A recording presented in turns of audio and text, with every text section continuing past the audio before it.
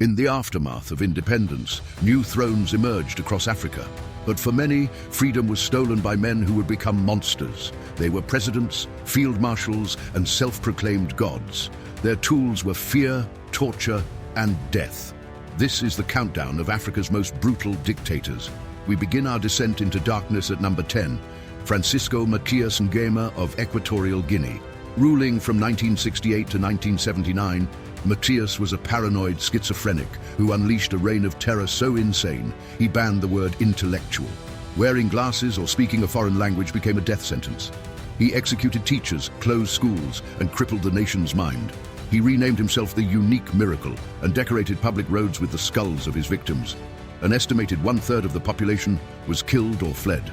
At number 9, we have the Nigerian nightmare, General Sani Abacha. In just 5 years, from 1993 to 1998, this ruthless military ruler perfected the art of state-sponsored looting and silent executions. His regime was notorious for its mystery deaths. Prominent activists and politicians who opposed him were found dead under suspicious circumstances. But his true legacy is theft. He systematically stole an estimated $5 billion from Nigeria's treasury, brazenly shipping cash abroad in diplomatic containers. His most infamous act was the judicial murder of the Ogoni Nine, including writer Ken Saro-Wiwa, after a sham trial, sparking global outrage. Next, at number 8, is the butcher of Addis Ababa, Mengistu Haile Mariam of Ethiopia. As the leader of the communist Derg regime, he overthrew the ancient Ethiopian monarchy and launched a Red Terror to purge his opponents. The Red Terror was a calculated campaign of mass murder. He ordered the execution of tens of thousands of students, intellectuals, and anyone deemed an enemy of the revolution. Mengistu was known to personally preside over executions. He was often seen carrying a bottle of red wine, symbolizing the blood of his enemies. His brutal policies, combined with catastrophic famines that his government hid and exacerbated, led to the deaths of at least 1 million Ethiopians. He was convicted of genocide in absentia by an Ethiopian court for his role in the Red Terror, but found safe haven in Zimbabwe, escaping justice. These are just the beginning.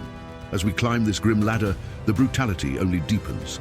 Who will be number 1? At number 7, we find a man who blurred the lines between dictator and mad emperor, Jean-Bédel Bokassa of the Central African Republic.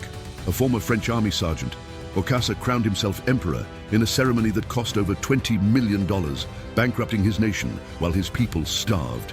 His downfall began when he ordered the massacre of school children. They were protesting being forced to buy uniforms from a company owned by one of his wives. In April 1979, his imperial guard arrested hundreds of students. At least 100 were brutally murdered, clubbed, stabbed, and suffocated to death. Bokassa was widely believed to be a cannibal. Foreign officials reported seeing human bodies in his palace freezer, though he always denied the accusations. At number 6, we move to Sudan and Omar al-Bashir, a modern dictator whose brutality spanned decades and included the first genocide of the 21st century. For over 2 decades, al-Bashir ruled with an iron fist, but his most lasting infamy comes from the Darfur genocide beginning in 2003. To crush a rebellion, he unleashed the Janjaweed militias, authorizing a campaign of mass murder, rape, and village burning against the Fur, Masalit, and Zagawa ethnic groups. The International Criminal Court issued a warrant for his arrest on charges of genocide, war crimes, and crimes against humanity, a first for a sitting head of state. While his people suffered, al-Bashir and his circle embezzled billions, stashing wealth abroad while Sudan's economy crumbled. Number 5 takes us to Chad and Africa's Pinochet, Hissène Habré. His rule was a masterclass in systematic secret police terror. Habré's power was enforced by his dreaded secret police, the DDS. Their headquarters, known as the Pools, was a place of torture and death. He targeted ethnic groups he deemed disloyal. Methods included the arbiter, tying a prisoner's 4 limbs together behind their back, causing excruciating pain. The DDS kept shockingly detailed records. They documented over 12,000 victims of political killing and 80,000 victims of systematic torture.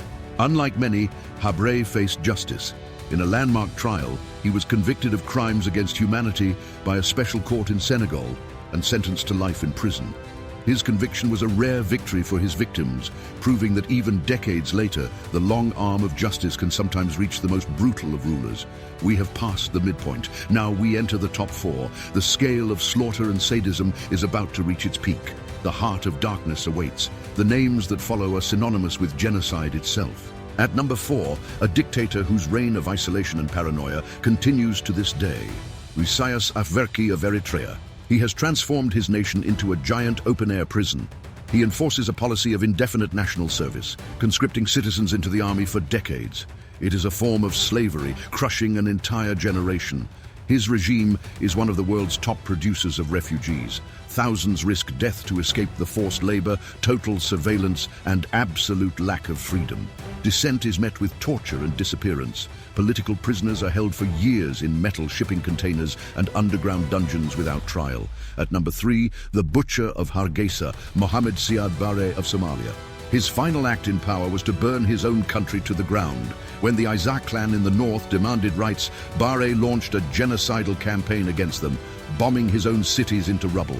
His troops systematically massacred civilians, destroyed water sources, and laid landmines in farmland.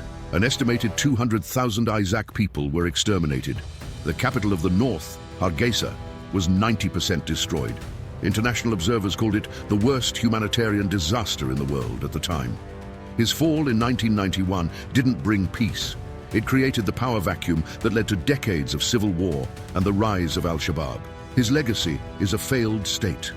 At number 2, a man whose name is a global byword for savage insanity, Idi Amin, the butcher of Uganda. His 8-year reign was a carnival of death. He boasted of cannibalism, purged the Lango and Akoli peoples, and murdered anyone who dared question him. His delusions knew no bounds, from awarding himself fake medals to sending a telegram to the Queen of England. The economy collapsed, and up to 500,000 people were killed. And now, number 1, the architect of the first and most brutal colonial genocide in Africa. A king who never even set foot in the land he destroyed, Leopold II of Belgium. Through deception, he claimed the Congo as his personal property. His reign was not about colonialism for a nation, but for the profit of a single greedy man. To harvest rubber, his private army, the Force Publique, instituted a quota system. Fail to meet it, and they would sever your hand. Sometimes they collected baskets of them as proof of efficiency. Villages were burned, women were raped, and people were worked to death. It was a system of torture, starvation, and mass murder designed solely for profit. The demographic estimates are staggering. Through murder, famine, and disease, Leopold's regime cut the population of the Congo by roughly half, an estimated 10 million lives extinguished. His brutality was so vast, it sparked the first major human rights movement of the 20th century. The scars he inflicted set a horrific precedent and shaped the tragic destiny of a region for generations. He is, without doubt, history's most brutal ruler of Africa. The shadows of these tyrants still linger over the continent. But who do you think was the most brutal of them all? If you were captivated by this descent into the hearts of darkness, subscribe to our channel. We are just getting started. Turn on notifications so you don't miss our next exploration of power, madness, and the darkest chapters of human history. Until next time, remember, history's greatest monsters were all too human.